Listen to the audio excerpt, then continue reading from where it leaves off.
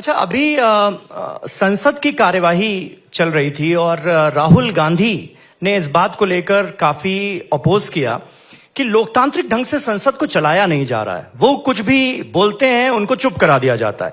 नेता प्रतिपक्ष की आवाज दबाने की कोशिश की जा रही है। आपको लगता है उनकी नाराजगी जायज है? पहली बात तो नेता प्रतिपक्ष एक बहुत महत्वपूर्ण पद है और बहुत बड़ी जिम्मेदारी के साथ ही आता है। ऐसे में आप आएंगे और सिर्फ अपनी बातों को कहेंगे और आप दूसरे को सुनेंगे नहीं, ये भी गलत है। आप खंगाल के देख लें इसी सत्र को कितने महत्वपूर्ण बिल आए, कितने ऐसे महत्वपूर्ण विधेयक आए जिसमें एलओपी गायब थे। अभी वित्त मंत्री जी का भी जब फाइनेंस बिल भी आ रहा था, ये सारे महत्वपूर्ण विषय हैं और उसमें एलओपी गायब रहते हैं, तो वो आपकी गंभीरता को दर्शाता है। हाउस में आप कितना रहते हैं, कितना समय आप देते हैं। नेता प्रतिपक्ष होने के नाते ये बड़ी जिम्मेदारी है आपकी। सिर्फ आए और अपनी बात कहें और निकल जाएं, ये गलत है, ये सही नहीं है। आपको डिबेट का हिस्सा बनना होगा, बोलने में ही नहीं, सुनने में भी।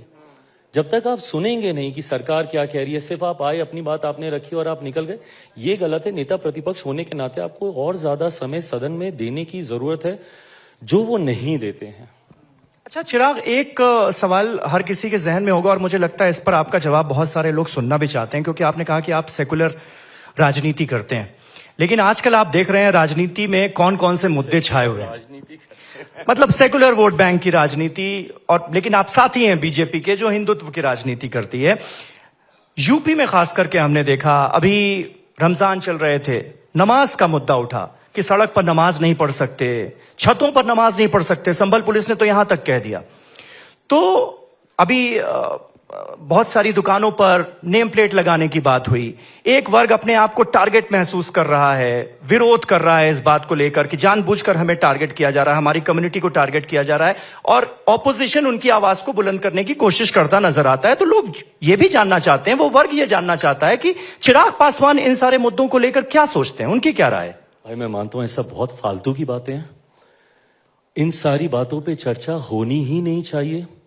धर्म पूरी तरीके से व्यक्तिगत आस्था का विषय है। किसी राजनेता, किसी प्रशासन, किसी को इससे कुछ लेना देना नहीं होना चाहिए। बात सिर्फ विकास की होनी चाहिए। जात पात धर्म मजहब की कतई बातचीत नहीं होनी चाहिए। जिस दिन धर्मगुरु धार्मिक प्रवचनों में राजनीति करना बंद कर देंगे और जिस दिन राजनेता या राजनीतिक दल धर्म की बातें करना बंद कर देंगे, मैं मानता हूं 90% प्रॉब्लम तो वहीं हल हो जाएगी। लेकिन चिराग भाई, हो तो रहा है। आप जो बात कह रहे हैं वो बिल्कुल बिल्कुल सही है, और देश के यंगस्टर्स और हर सिविलाइज सोच में बिहेव करने में यकीन करने वाला शख्स यही कहेगा कि आप सही कह रहे हैं। लेकिन अफसोस की बात है कि ऐसा हो रहा है। तो उसमें आप क्योंकि सरकार का हिस्सा है, आप बीजेपी के सहयोगी हैं, इसलिए लोग आपका स्टैंड जानना चाहते हैं कि भैया आप कैसे विरोध कर रहे हैं। क्योंकि हमने देखा कि आप ही के सहयोगी हैं मंत्रिमंडल में जयंत चौधरी, उन्होंने ऑर्वेलियन स्टेट से तुलना की, यूपी की।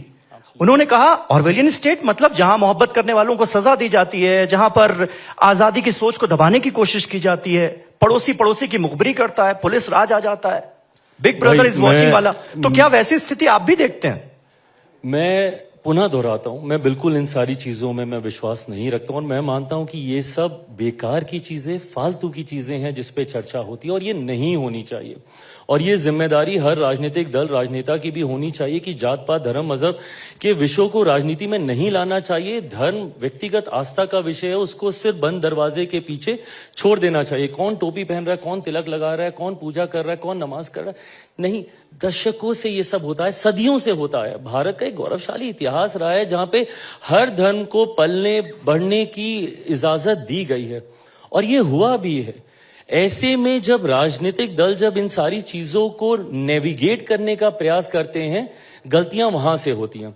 मैं जिसका आपने जिक्र किया, भारतीय जनता पार्टी, उनका जरूर हिंदुत्व का एक एजेंडा है और मैं उनका सहयोगी हूं। बट हाँ, जहां पे जो चीजों से मैं सहमत नहीं हूं, मैं सहमत नहीं हूं और वहां पे खुल के मैं अपनी बातों को रखता हूं।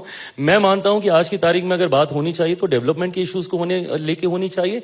जितने ज्वलंत विषय हैं, बर्निंग इश्यूज हैं, महंगाई हो, बेरोजगारी हो, जो भी बातें जो जनता को लगती है कि ये मेरी रोजमर्रा की जिंदगी को प्रभावित करता है, उस पे चर्चा होनी चाहिए, ना कि कौन कहां पे नमाज पढ़ रहा है या कौन टोपी पहन के जा रहा है या कौन तिलक। लेकिन हकीकत तो यही है। तो फिर आपकी बात अफसोस यही है, आयरनी यही है। बट वही है, गिलहरी मात्र ही सही, बट मैं अपना योगदान तो करता ही रहूंगा ना। मैं शायद सबकी सोच को नहीं बदल सकता, बट जितना मुझसे प्रयास होगा, अगर मेरी इन बातों को बोलता हुआ सुनकर अगर कोई 4 लोग और प्रभावित होकर इन सारी बातों को करना बंद कर देंगे तो शायद मैं एक भूमिका निभा लूंगा।